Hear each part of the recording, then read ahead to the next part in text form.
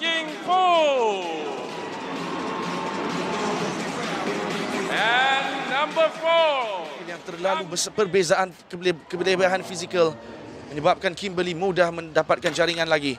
Rebound yang cantik, offensive rebound dari Sud Ying dan mata keempat. Ataupun yang mempunyai mata terbanyak, cantik layup daripada pemain nombor 8 Thailand, Supravati.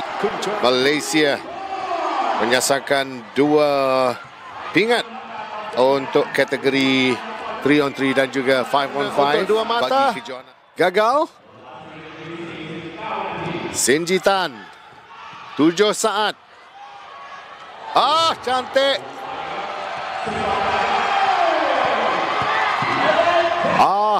Giliran Thailand kini mendahului. Layup yang cantik.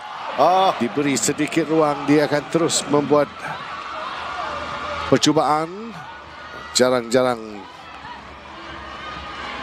percubaannya tidak tepat. Baik. Racks and racks stuck together. Sit red talk to the devil. Rosetta Stone forever.